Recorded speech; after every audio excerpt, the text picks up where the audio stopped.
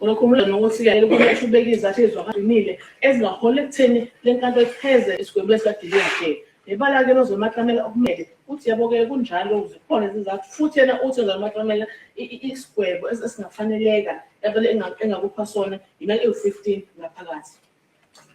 Prior to making submissions in aggravation of sentence, counsel for the state, Mr. Gwega, told the court that as the current prosecution team, they have never prevented the accused from pleading guilty or from making Section 15 submission.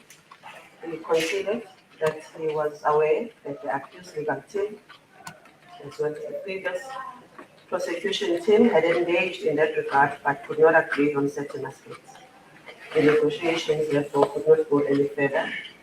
However, when accused counsel, Mr. Makhamela, approached them with the accused's intention to admit guilt, they did not oppose it, as this would assist the state's case.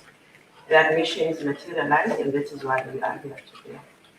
In aggravation of sentence, Mr. Gwega submitted that there is no doubt that the offences for which the accused has been convicted are serious and criminal. However, the fact that the accused admitted to the offences does not take away the seriousness of these offences and the devastating impact that these crimes have had on the families of the victims and the society at large. He stated that it was as a result of these types of crimes that the Morale Commission was constituted to look into the root cause of the political killings. The killing of the deceased in this matter was also subject of that commission. Mr. Gwega quoted from the Morale report, where, describing the state of political killings in this province, it was said, and I quote, "Something is rotten in the region of Denmark," unquote.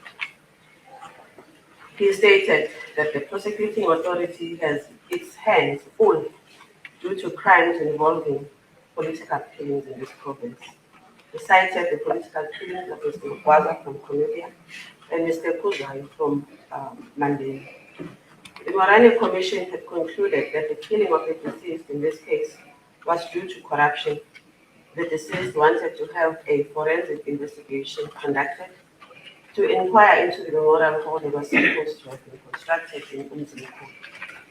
This fact is corroborated by the accused, who stated in his submission that he was hired to kill the deceased as the deceased wanted to report corruption, which would then implicate the instigators. Kanti-ke sokhumula-ke futhi ukuthi-ke kungakwenzeki konke lokho nkosana kaGwega-ke la utshela inkantolo ukuthi bona-ke beyithimba leli eliholela icala njengamanje lihlangane o-advocate uTsaka. Ngaphambilini ongebona ababelikhona kwakunabanye abasheshisi nabanye futhi abameli. Kwaxoxwa-ke labo bameli-ke kuxoxwa-ke nawe ngendaba ovumelana kodwa khona la kwakunangavumelani khona nabo abameli nalabo basheshisi. Kwaphela kanjalo baqhubeka-ke icala wafuna abanye abameli nakhona futhi bangahlangana. Uthe maseqala futhi lecala leli thimba elikhona njengamanje lalingazi lutho ngako lokho kwaqhutshekwa-ke nalo-ke icala. Lapho-ke usonomunye kumeli. Uthe masengena-ke manje ebhasini uNozanele uMahlamela esengena-ke sewumeli wakho baxoxiswana-ke mayelana nako-ke ukuvuma kwakho amacala. Bakubeka bacaca wacaca ithimba elikhona njengamanje asheshisa ukuthi bona babengenankinga babengabambisana nawe ekutheni uvume-ke amacala njengoba-ke wakade uthe ufuna-ke ukuvuma-ke amacala. Ngoba futhi lokhu kwangeke ukube uthi kusiza wona kuphela uvuma amacala ugonuluke. Kodwa-ke nafuthi umbuso bozosizakala ekutheni wena-ke uma uvuma amacala nabo futhi-ke bazohambisana nako lokhu kushoyo. Umnozana-ke uGwega uthe-ke mase kukhulunywa-ke manje-ke manawu sesiyangakazi ngakhona esibeleni. Bakubeka usamacala-ke ubhekana usiwahle ngawo. Uqala amabi kakhulu. Emabi nje ajonge abe mabi asandile kakhulu ezweni esihleli. Ngokuba ububi kwabo kubulawa-ke futhi labantu abanomndeni kakhulu akuhlukumezeki lo siwedlule emhlabeni khona soyisithulele kodwa-ke amalunga omndeni akhe ayahlukumezeka. Ungagcine-ke futhi lapho uNozana uGwega usecakhona ukuthi ingakho kwasungulwa ikomishana kaMrena lapho-ke kubhekwa khona la kubulawa khona into enopolitiki phakathi ngoba sekwande kakhulu. Masibheka-ke futhi-ke le cala-ke lakhe-ke uNozana uMagada naye futhi ungena ngaphansi kwako-ke lokho. Waze wacaphuna futhi-ke uNozana uGcele kwi-address yakhe etshela inkantolo ukuthi-ke labo politiki isikhathi sethu siphethwa njani-ke uthi becaphuna kunento ethi ukhona into engahambi kahle ubolephi uhlupho endaba yasedemanga. Siyavala-ke futhi lapho. Aqhubeke-ke futhi-ke athi amacala abawaphethe agcwele izandla maningi kakhulu amacala lapho la khona okunepolitiki phakathi. Wabala-ke futhi ukuthi-ke khona la sekhona upolitiki uNozana uMagwaza waseKhunubia kanye noMnumzane uKhuzwayo waseMandeni nabo futhi-ke kwaba into efanayo.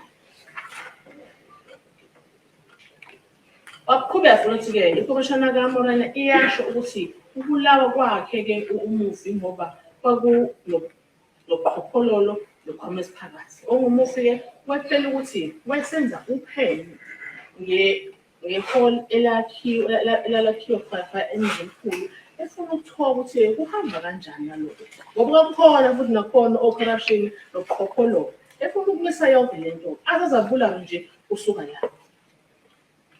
Kanti futhi kwanokusabeka ukuthi-ke mase kwenzeka ukuqhamuka lokhu kuzoqhamuka abantu abaningi abalethe ekhundleni futhi nabayabaleka kule yonke lento eyenzakalayo lolu khuhlalo okwenzakalayo. Mr. Gwega presented victim impact statements by Mr. Kwazi, Knowledge Magada, and Mr. Kwazi Mshengu. What is clear from the victim impact statement by Mr. Magada is that the killing of the deceased has had a huge psychological, emotional, and financial impact on the children of the accused of the deceased, his mother, and the whole family. The deceased was a breadwinner and had just started to build a home for his family. But that structure now stands in a dilapidated state. According to Mr. Mshengu, the ANC lost an activist and a servant of the people. The killing of the deceased further resulted in a deep tension in the ANC, which resulted in the image of the organization being tarnished further. He called for a harsh sentence against the convicted offender. Kanti-ke uwaveze uGcele ubese esenikeza inkantolo lokuthiwa victim impact statements. Labo-ke kusuke kubhale isinikwa amalunga omndeni ebhalile phansi ukuthi bona bazizwa njani ngesehlakalo esuke sesenzekile. Lekamane-ke kwaba khona esikanozana ulwazi Knowledge Magada ongumfabo wakhe umufi kanye nokwazi noMr. Kwazi Mshengu oyilunga-ke kaKhongolose ethasini yakhona. Okucathele-ke futhi la ngasemnende sakhe uNozana uMagada ngokubulawa kwakhe-ke umufi uthi lokho kwamthela umubi kubona ngomqondo nangemizwa yabo kanti futhi kwada kakhulu-ke ekhukhwini kakhulukazi iy'ngane zakhe esezisele-ke ingane zakhe umufi esele uma wakhe naye usakhona. Umufi-ke uyena kade ondla ekhaya futhi uqalele nokwakha ekhaya akhela-ke umndeni wakhe kodwa-ke leyo ndawo-ke la kade khona-ke indlu le aseqalile ukuthi-ke ayakhe isimasiphilile.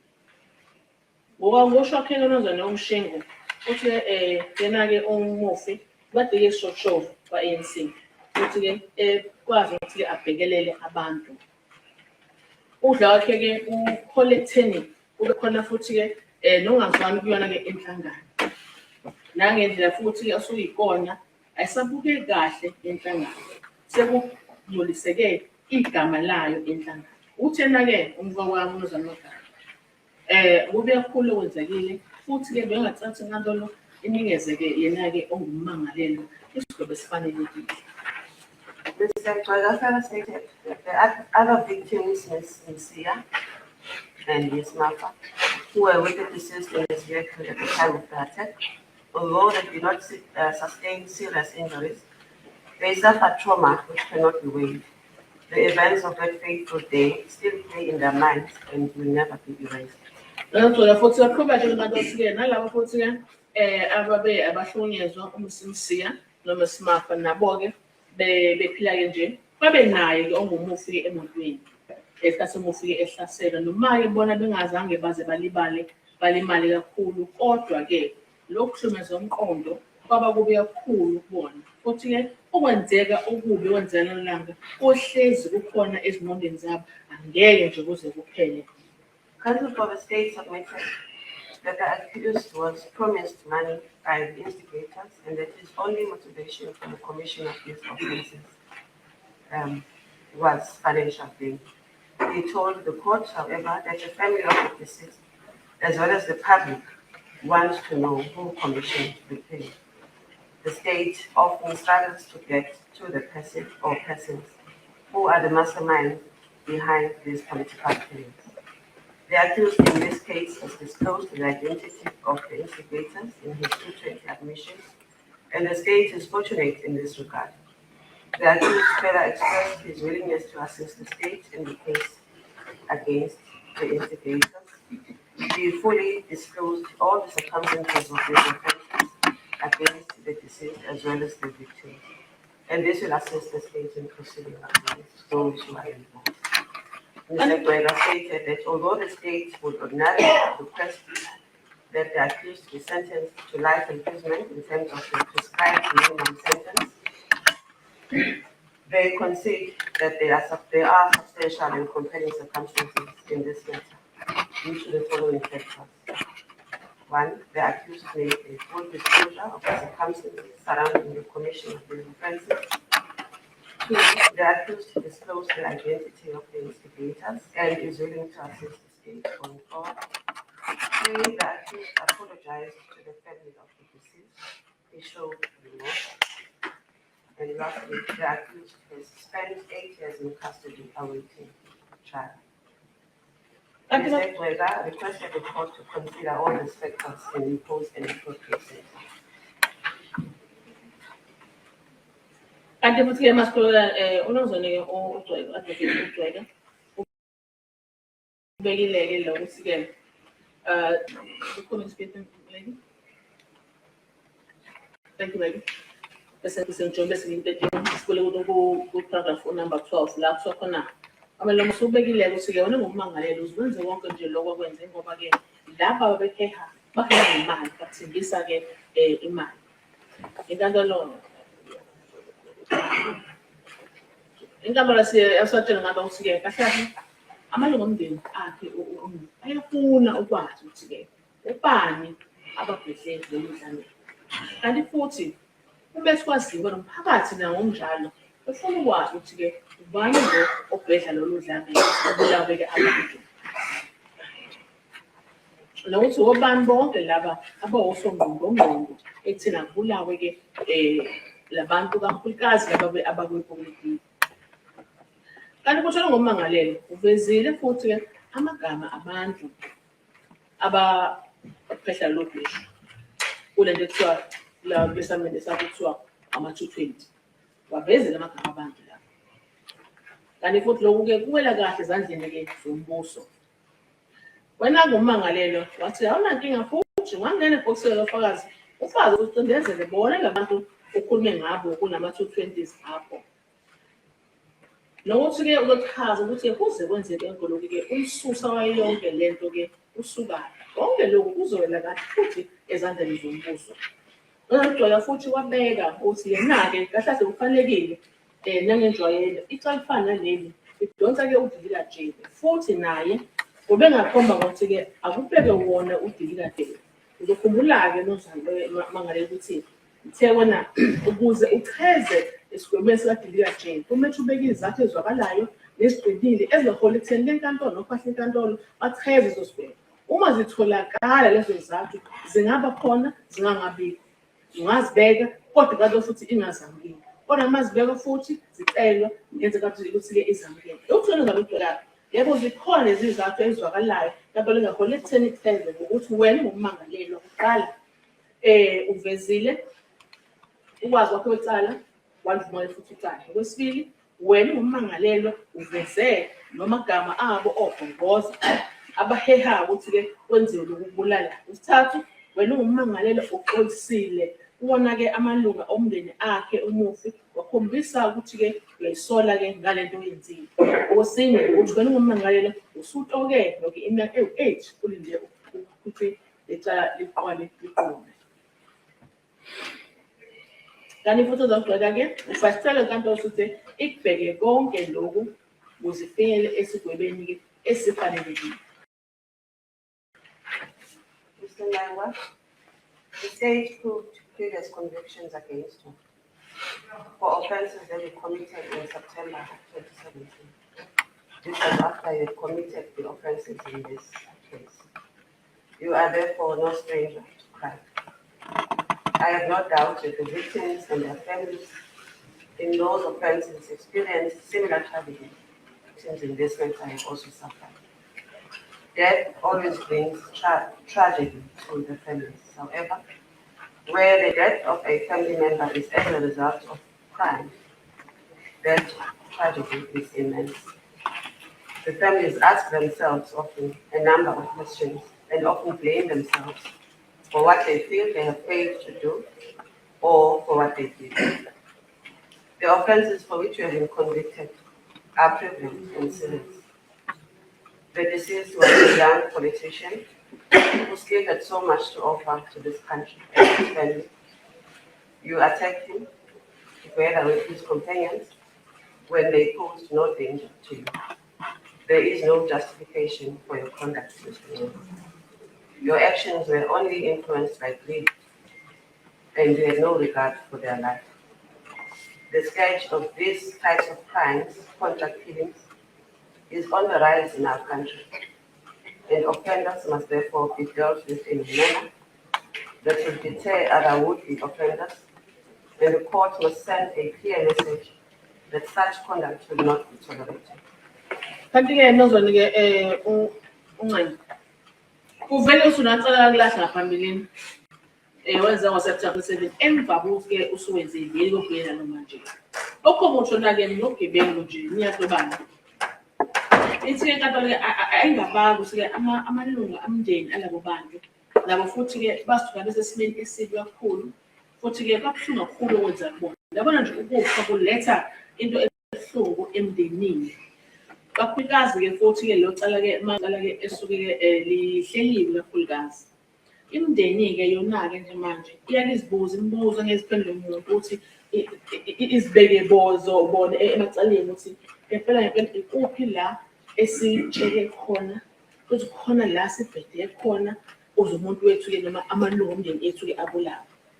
Amaqala-ke osulahle ngawo-ke nozale uNcema asandile kakhulu futhi imali.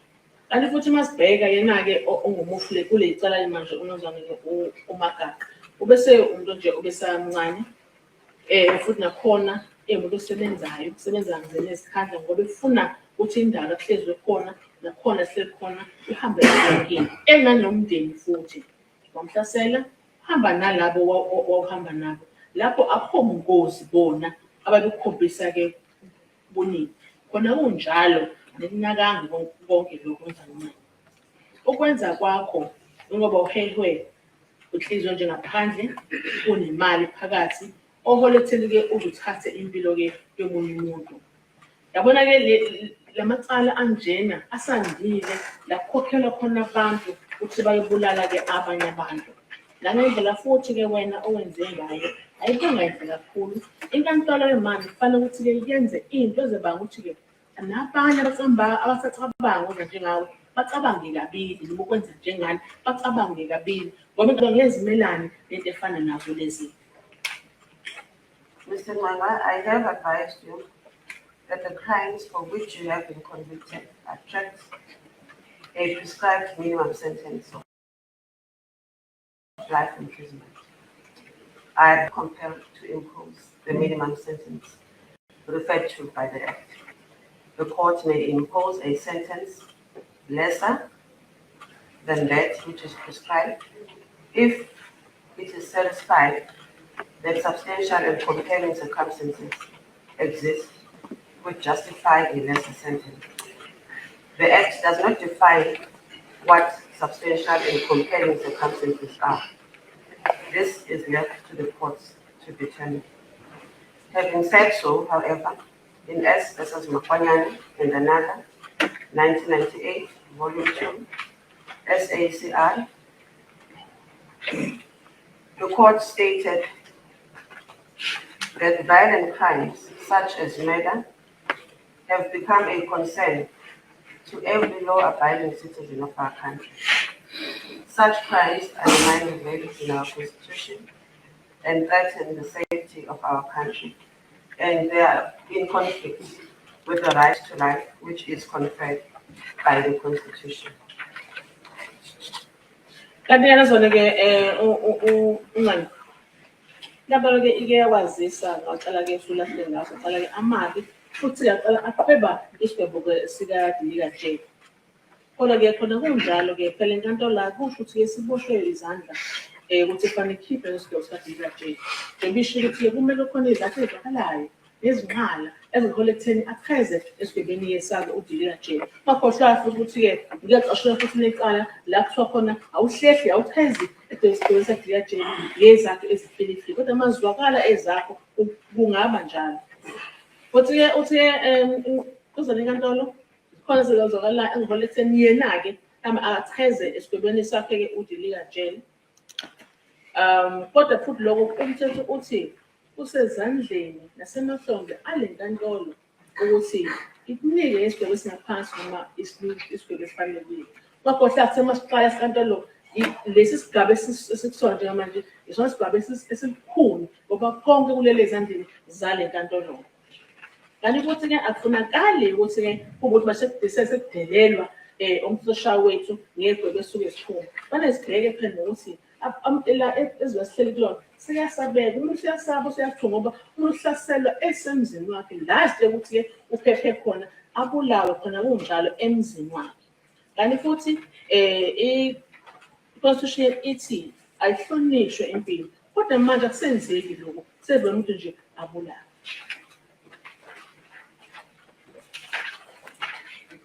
In balancing your interests and the interests of society, the court takes into account your personal circumstances, the remorse that you have shown, the impact that your full disclosure has had in this matter, and the impact it will have in the state's case against the instigator of these offences and your erstwhile co-accused, the gravity of the offences that you have committed, as well as the aggravating factors.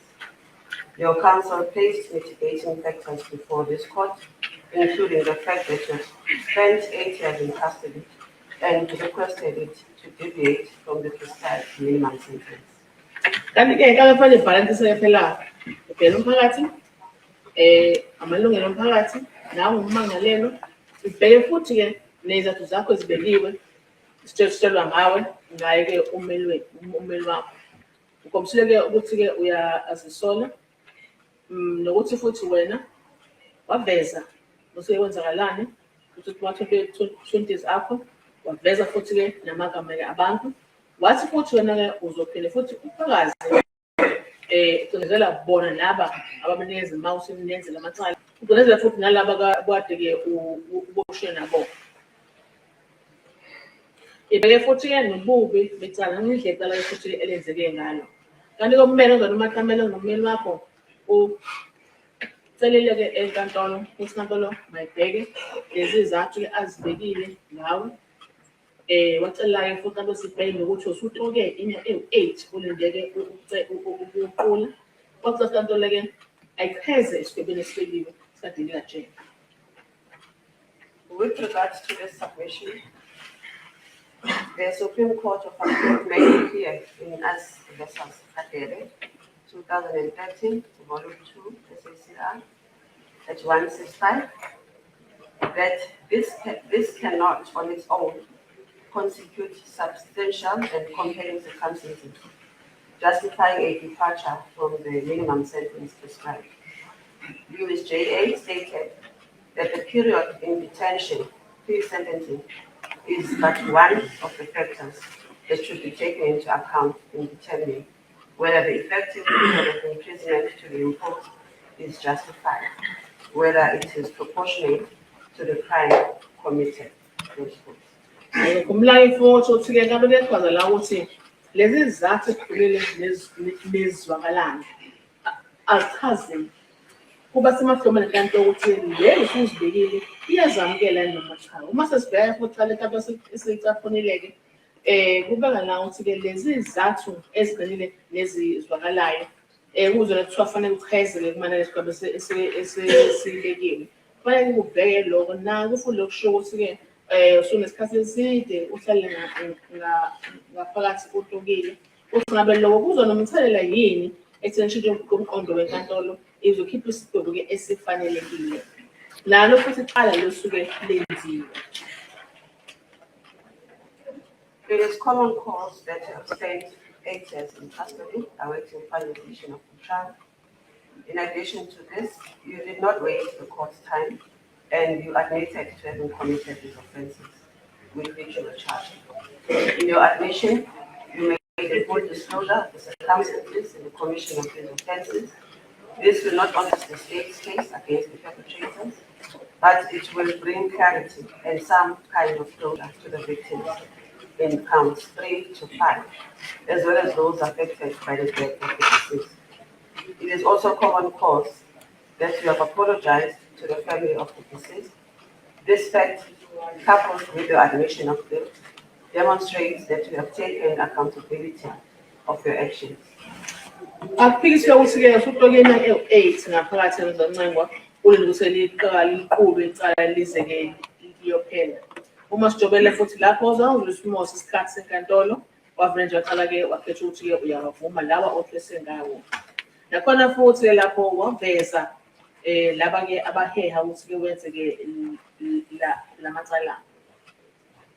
Nokuthi futhi-ke abameli bombuso sebesizakala kakhulu ukuthi bakwazi kuphela ukuthi-ke baboshwe lapha-ke abaheha ukuthi-ke wenza ngoba uba gagulile ngamagama. Kanti futhi-ke mase kuzwakala futhi konke lokho nawo futhi manje ngumndeni lapho asiqala-ke unumber 3 no 5 nabo sebezokwazi ukuthi-ke kwenzakalani ukuthi bamukele-ke isimo nowahola ekutheni aze-ke adlule-ke ongumufeni.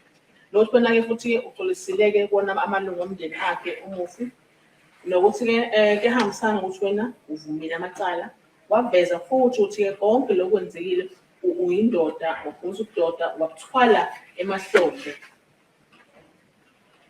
As to whether your actions in this regard demonstrate genuine remorse or regret, it's difficult for the court to determine.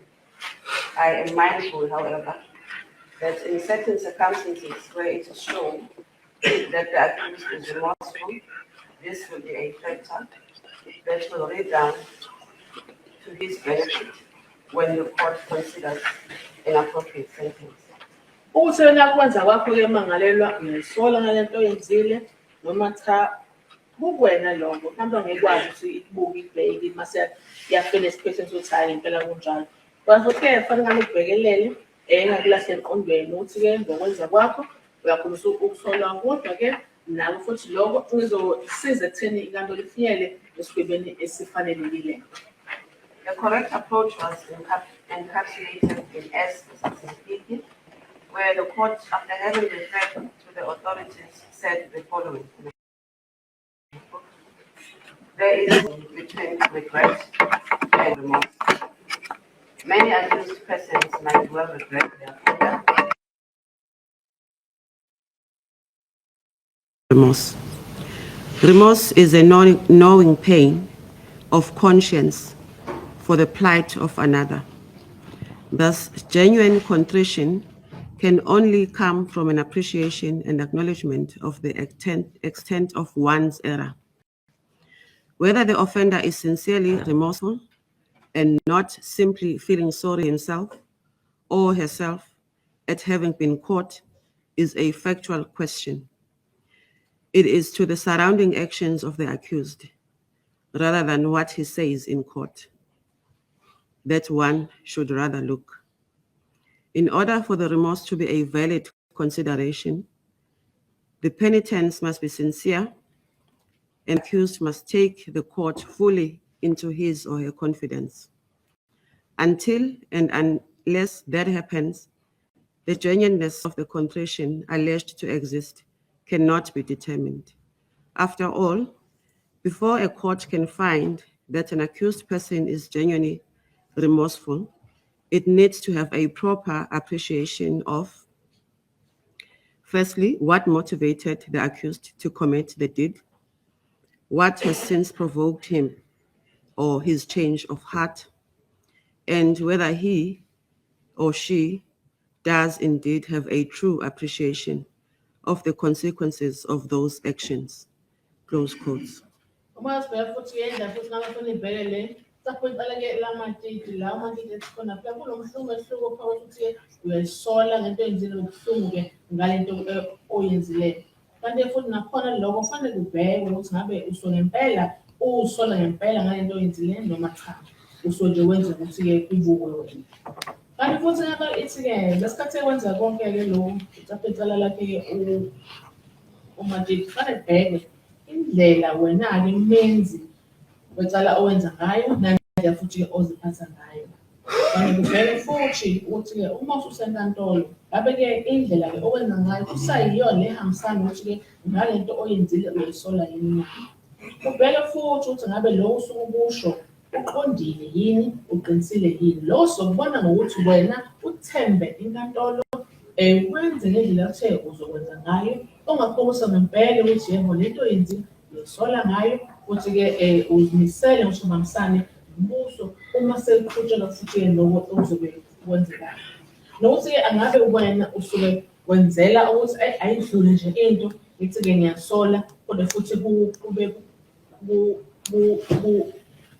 kungenjalo. Kodwa-ke inkampani iyabheka futhi lokho ngoba esho manje ngabe umuntu angabheka ukuthi lokhu ukwenza kwakhe usola ngempela noma ukwenza ukuthi adlule impilo. In this case, Mr. Ngangwa, you have taken the court in confidence in fully disclosing your role in the commission of these offenses. You have disclosed to the court what your motive was, and you have taken responsibility for your actions by admitting to your guilt. Accordingly, having considered all the above factors, and even in the light of the gravity of these offenses, it is this court's considered view that these factors amount to sufficient justification for a deviation from the prescribed sentences. Notwithstanding the above finding, Mr. Ngangwa, the court's considered view is that you are not fit to be in our society. And by removing you from society, the interests of society would be served. Your conduct in agreeing to take the life of a person demonstrates a clear disregard for human life. The right to life is one that you currently enjoy, but one that you took away from the deceased, and for selfish reasons. The deceased had a family, he had young children that will forever be denied the privilege of having a present father in their lives. You did not seem to have considered all the above when you decided to arm yourself, attack, and kill the victims in this matter. All that you were worried about was your financial gain that was due to come your way. The brazen manner in which you committed these offenses, your disregard for human life, and just your lack of humanity must therefore be condemned. Counsel for the state has told this court how their hands are full due to cases involving political killings in this province. This led this court to the conclusion that although there are factors justifying a deviation from prescribed minimum sentences, the sentence proposed by your counsel would be disproportionate to the offenses that you have been convicted of. Kwecala ke nazona ke uNgqengwa kahle hlona ke uyithembile lenkantolo waguqula ke wavuma yonke into ngamacala lawo obhekene nawo waveza futhi nento ebanga ukuthi kuthiwe enzani ke la macala konke futhi lokho wakuthwala ke wena ke emahlombe akho Uma sesibheka-ke futhi la sibheka namacala enziwe kanti futhi ngendlela futhi okwenzeke ngayo. Zikhona izathu eziholela ekutheni inkantolo ingacheza sigwebeni-ke sadilika jele njengoba kucelela-ke uNozwa Mahlemela ongummeli wakho. Masibheka futhi lokho inkantolo sekuthole Nozwa Noncengo. Le nkantolo-ke ngokwayo-ke ukubona wena awuyena umuntu ongabasemphakathini, kufanele ususwe nje emphakathini Nozwa Noncengo ukuze phela nomphakathi phela ube nako ukuphepha. Kanti futhi nokwenza kwakho ukuthi uvume ukuthatha impilo yomuntu ngoba naku nje kunemali phakathi awuzange umcabangele-ke loyo muntu. Impilo-ke yomuntu iyahlonishwa. Kanti futhi wena wawuzoba nale mali ozobe usuyitholile ngoba naku nenhliziyo-ke engaphandle. Umufi bade-ke enomndeni eney'ngane futhi-ke ezisancane. Lezi ngane usuziphuce lokuthi-ke babe nobaba okhona ezimpilweni zabo. Awuzange uzumcabangele yena kodwa-ke wacabangela iwena kuphela. Nangendlela futhi-ke ohlasele ngayo labantu nangendlela futhi owenze ngayo. Konke nje lokhu usukwenzile awubanga nandaba nakonke lokho kodwa wena ubusubhekelela nje ikhukhu lakho naloko kuzoza-ke ngakwena. Nangendlela futhi owenze ngayo icala awuzange uzuhloniphe impilo yomunye umuntu. Wena ubuntu awubanga nabo wenza konke lokhu. Kanti futhi-ke omele-ke umbuso ubesayitshela inkantolo ukuthi-ke izandla zabo amakhukhu abo agcwele la macala emali afanele bawenze la kubulwa khona-ke okunopolitiki phakathi.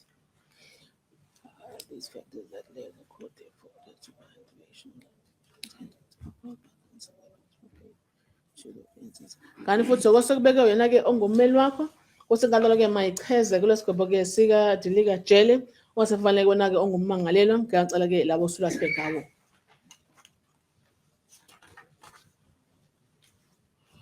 Having considered all the above factors cumulatively, I'm satisfied that the following are appropriate sentences in the circumstances. Please rise, Mr. Manga. Ngalo sikubheke konke lokhu kibonga ukuthi-ke nazi isigwebo esifanelekile-ke kufanele sithole Nozwane-ke uNcengo. Usuyasukuma-ke la ukhona.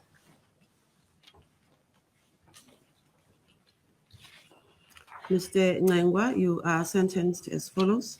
Count 1, conspiracy to commit murder. You are sentenced to 25 years imprisonment.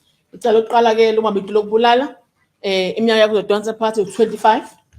Count 2, murder. You are sentenced to 25 years imprisonment. Icala-ke number 2 lokubulala 25 years ngaphakathi.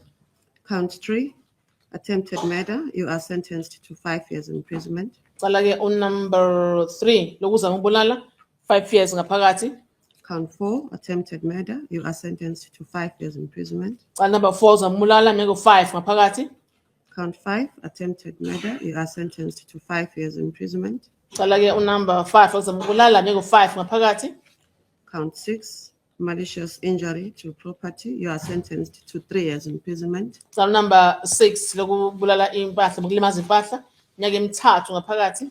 Count 7, malicious injury to property. You are sentenced to 3 years imprisonment. Icala number 7 yokulimaza impahla kabi iminyaka emithathu ngaphakathi. Count 8, malicious injury to property. You are sentenced to 3 years imprisonment. Icala number 8 nakhona futhi nobulala impahla kabi iminyaka emithathu ngaphakathi. Count 9, unlawful possession of a fully automatic firearm. You are sentenced to 5 years imprisonment. Icala number 9 lokuthola isibhamu-ke esiphelele si-fully automatic iminyaka ewu-5 ngaphakathi. Count 10, unlawful possession of a firearm. You are sentenced to 5 years imprisonment. Icala number 10 isibhamu futhi nakhona iminyaka ewu-5 ngaphakathi.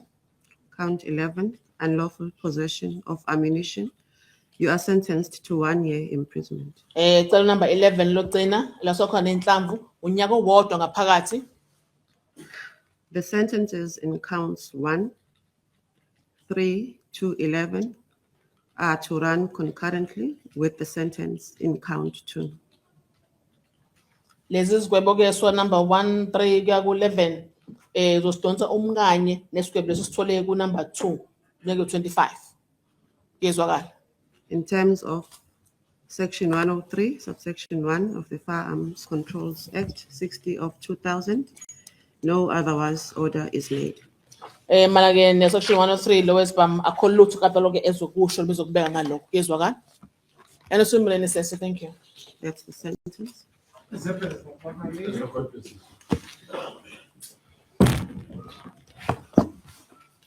That's our all for today. Court adjourns.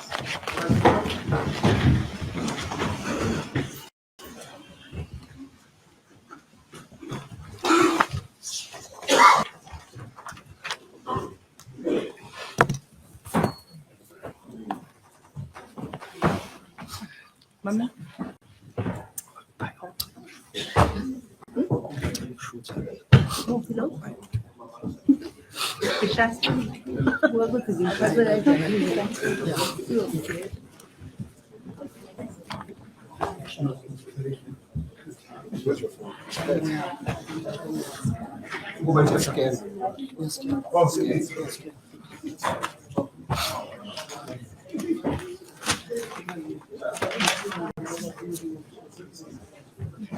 The king up.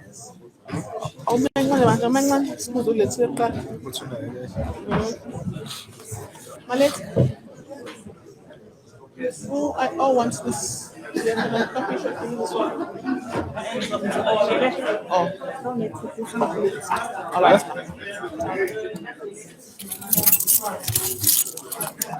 Jim.